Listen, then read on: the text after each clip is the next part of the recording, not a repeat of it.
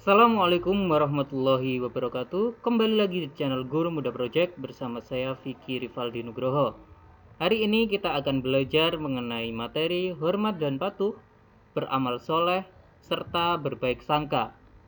Mata pelajaran Pendidikan Agama Islam untuk kelas 8 kurikulum K13. Sebelum belajar, alangkah baiknya kita berdoa agar apa yang kita pelajari pada hari ini dapat memberi manfaat bagi kita semuanya. Berdoa dimulai. Selesai. Sekarang kita akan mulai dari hormat dan patuh kepada orang tua. Dasarnya adalah Quran Surat An-Nisa ayat 36. Di situ disebutkan bahwa wabil walidaini ihsanan atau berbuat baiklah kepada kedua orang tuamu. Di sini jelas bahwa kita wajib hormat dan patuh kepada orang tua kita masing-masing. Kapan itu? Yang pertama, saat hidup. Dan yang kedua, ketika beliau sudah meninggal. Saat hidup, bagaimana cara kita untuk menghormati beliau? Yang pertama dengan mendengar nasihatnya. Kita diwajibkan untuk selalu mendengarkan nasihat orang tua agar kita bisa hidup lebih terarah. Yang kedua, meringankan bebannya. Jangan sampai kita menambah beban orang tua, baik itu beban pikiran maupun beban materi. Kita usahakan seminimal mungkin menjadi beban orang tua. Yang ketiga, meminta doa restu. Ini sangat penting karena doa orang tua adalah salah satu doa yang mudah diijabah oleh Allah. Jadi dalam setiap kegiatan kita, terutama kegiatan-kegiatan yang baik, kita wajib memohon restu kepada orang tua kita agar apa yang kita inginkan cepat terkabulkan oleh Allah Subhanahu wa taala. Lalu bagaimana ketika orang tua kita sudah meninggal? Bagaimana cara menghormatinya? Yang pertama dengan tetap menyambung silaturahmi dengan saudara-saudara kita, baik itu saudara dari ayah maupun saudara dari ibu. Yang kedua, melanjutkan cita-cita orang tua. Mungkin ada cita-cita yang belum tercapai terkait wasiat dan lain sebagainya. Dan yang terakhir, mendoakan dan meminta ampunan untuk orang tua kita agar orang tua kita mendapatkan tempat yang paling terbaik di sisi Allah, yaitu surganya Allah Subhanahu wa taala. Sekarang kita masuk pada materi hormat dan patuh kepada guru. Dasarnya karena guru adalah orang tua kita di sekolah, yang juga wajib kita hormati dan kita patuhi. Kapan? Di sekolah dan di luar sekolah. Ketika di sekolah kita wajib mengucapkan salam ketika bertemu beliau.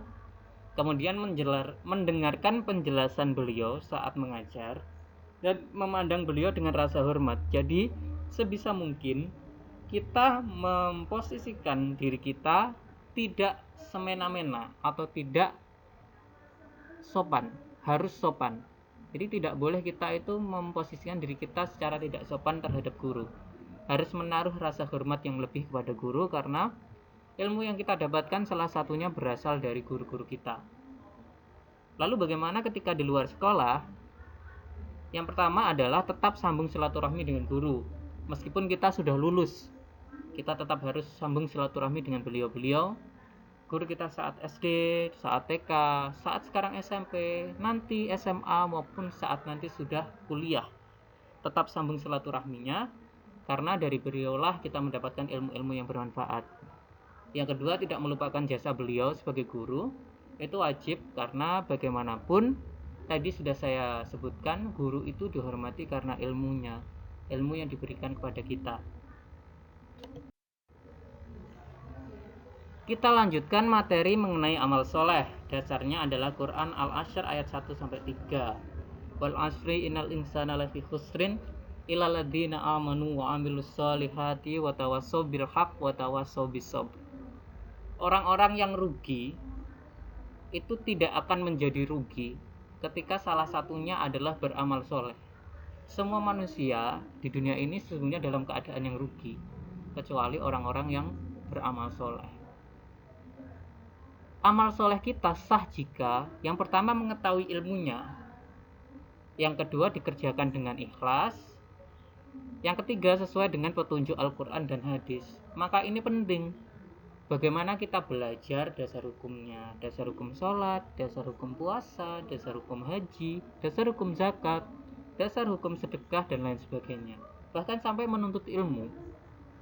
Ketika kita sudah mengetahui ilmunya, kita kerjakan dengan ikhlas, dan itu tidak bertentangan dengan Al-Quran dan hadis, maka amal-amal kita menjadi sah. Lalu amal soleh itu ada berapa macam? Jawabannya ada 3. Yang pertama, amal soleh terhadap Allah. Amal soleh terhadap Allah contohnya adalah beribadah. Kemudian ada amal soleh terhadap manusia. Contohnya adalah berbuat baik kepada sesama manusia kita, saling menolong, gotong royong, dan lain sebagainya. Yang ketiga adalah amal soleh terhadap lingkungan. Contohnya adalah senantiasa menjaga lingkungan kita agar tidak rusak, karena tugas manusia di bumi adalah sebagai khalifah atau penjaga, bukan perusak bumi. Ketika kita memahami amal soleh, tentu tidak lepas dari amal jariyah. Amal jariyah itu amal yang seperti apa toh? Amal jariyah adalah amal yang kita laksanakan dengan ikhlas, bermanfaat, dan tidak diungkit-ungkit.